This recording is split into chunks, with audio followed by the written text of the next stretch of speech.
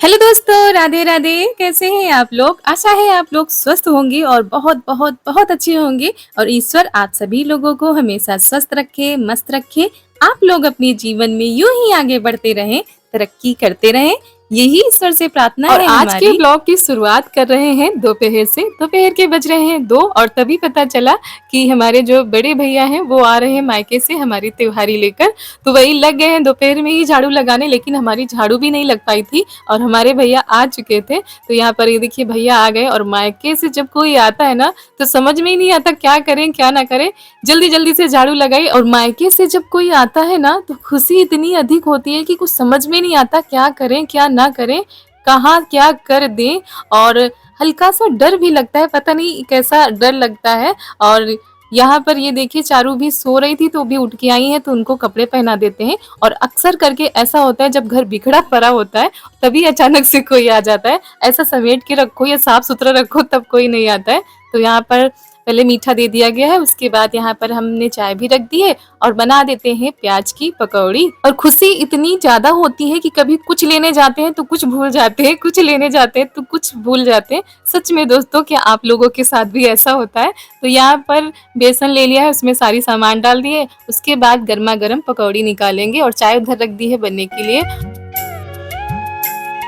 और त्योहार भी आने वाले हैं, गुड़िया, रक्षाबंधन और मलमास भी चल रहे हैं, इसीलिए हमारी त्योहारी आ गई है और धीरे धीरे करके सबके यहाँ जाएगी। और हम ही नहीं, शादी के बाद हर एक औरत के जीवन का सबसे बड़ा खुशी का पल यही होता है जब मायके से कोई आता है या हम मायके में जाते हैं। और बहुत खुशी होती है। और जब हम देखते हैं उनके यहाँ मायके से कोई आ रहा है या उनके यहाँ मायके से कोई आ रहा है, तब तो हम और भी लंबा इंतजार करते हैं कि हमारे मायके से कब कोई आएगा। और जरूरी नहीं है कि त्योहारी ही आए, ऐसे ही आ जाते हैं वही बहुत है हम लोगों के लिए। और घर में कोई भी कार्यक्रम हो, सारी भीड़ आती है, सब लोग आते हैं, लेकिन जब तक मायके से कोई नहीं आता है तब तक भीड़ अधूरी लगती है। और मायके से कोई एक भी आ जाए तो हमारी भीड़ पूरी हो जाती है, सब कुछ अच्छा लगने लगता है। तो हर औरत का यही हाल होता है, हमारा ही नहीं सबका होता है।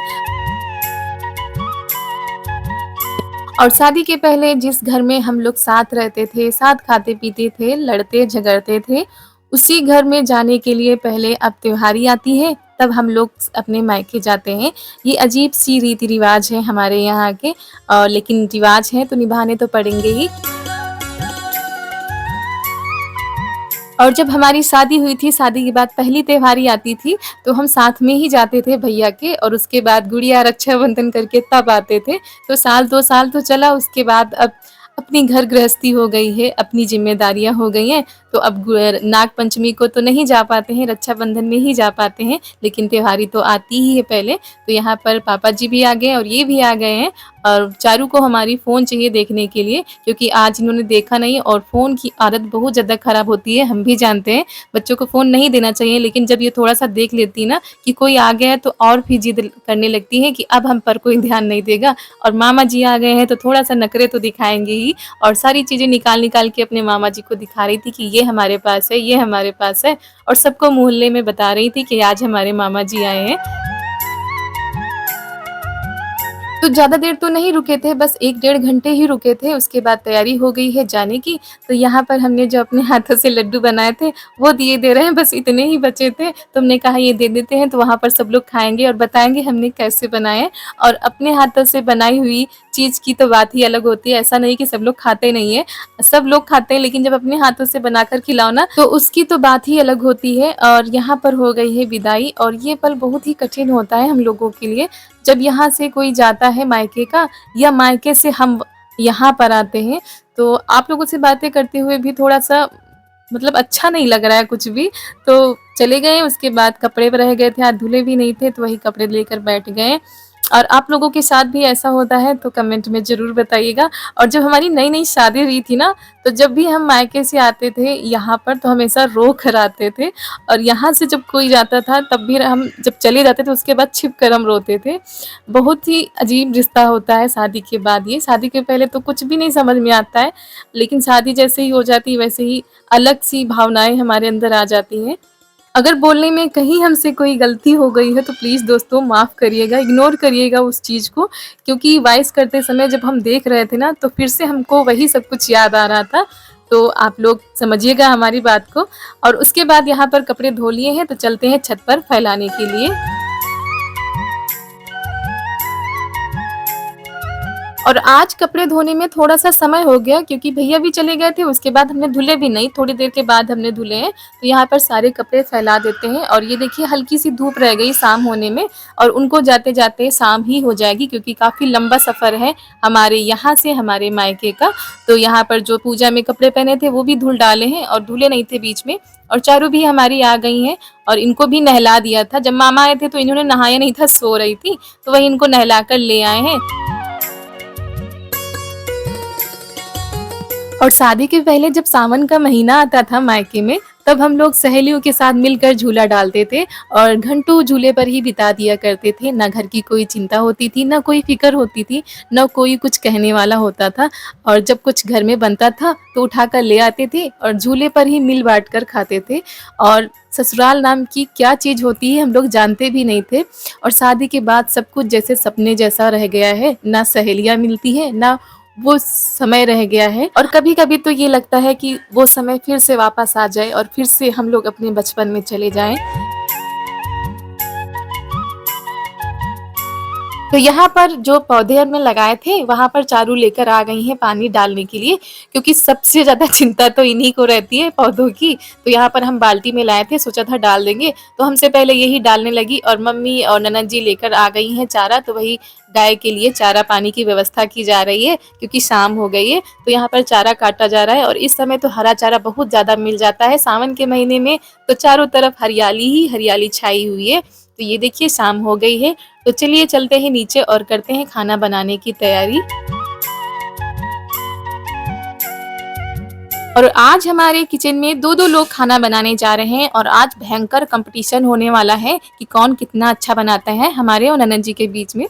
ये तो खैर मजाक की बात थी, कहीं कोई कंपटीशन नहीं होने वाला है। हम बनाने जा रहे हैं तरोई की सब्जी और रोटी और ननद जी बनानी जा रही हैं फ्राई राइस कह सकते हैं, बिरयानी भी कह सकते हैं, जिसका जो मन आए कह सकते हैं। इसके तो अलग-अलग नाम होते हैं, गाँव में कुछ और कहा जाता है, शहरों में कुछ और कहा जाता है।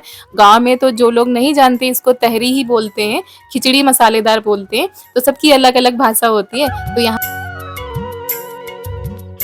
तो सबसे पहले पानी रख दिया था गरम होने के लिए, उसमें डाल दिया है थोड़ा-सा तेल और चावल धो के डाल दिए हैं। और ये जो पुलाव वाले चावल होते हैं बासमती, वो वाले चावल हैं। तो उसके बाद यहाँ पर तैयारी कर रही हैं फ्राई करने की। तो ले लिए हैं टमाटर, प्याज, हरी मिर्च और यहाँ पर ये देखिए हमारी चारू की भी सहेली आ गई है, तो सहेली के साथ खेल हो रहा है। और यहाँ पर ये देखिए एक उबाल आ चुकी है, अभी थोड़ा-सा टाइम लगेगा इसको पकने में, तब तक ये काट लेती हैं पनीर।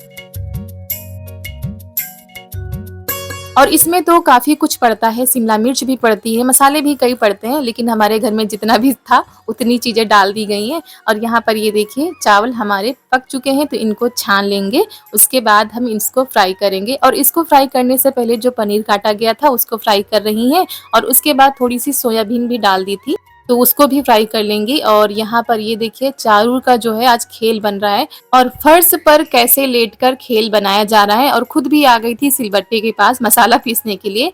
तो पनीर फ्राई हो चुकी थी, उसको निकाल लेंगे और इसमें डाल दी थी सोयाबीन। सोयाबीन को भी थोड़ा-सा पकाएंगे, इसको भिगो दिया गया था पहले। और उधर हम बना रहे हैं तरोई की सब्जी, क्योंकि हमारे यहाँ कुछ लोगों को पुलाव वाले जो चावल होते हैं कम पसंद है, इसीलिए सब्जी रोटी बनानी ही पड़ेगी। तो यहाँ पर थोड़ी-सी सब्जी बनाई थी और 2-4 ही रोटी सेकी थी।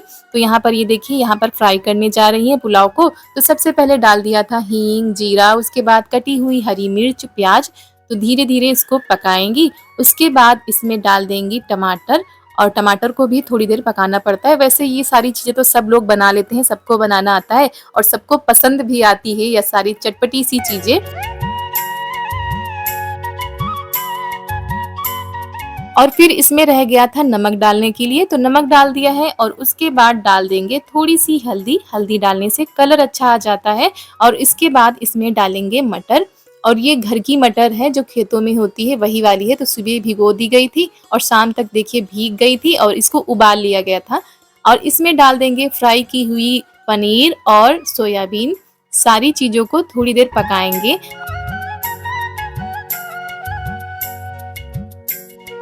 और उसके बाद इसमें डाल दिया गया है मैगी मसाला। मैगी मसाला डालने से स्वाद अच्छा आ जाता है। वैसे इनके मसाले जो है अलग आते हैं, अगर घर में नहीं है तो कोई बात नहीं है। और उसके बाद इसमें डाल दिए गए हैं उबाले हुए चावल, और बहुत ही खिले-खिले चावल बन जाते हैं अगर उबाल के बनाओ तो। तो यहाँ पर ये देखिए बस हमारी फ्राई राइस जो है बनने ही वाली है। और थोड़े से ये जो चावल थे ना, इसमें फूड कलर मिला दिया गया था, ये कलरफुल हो गए हैं चावल।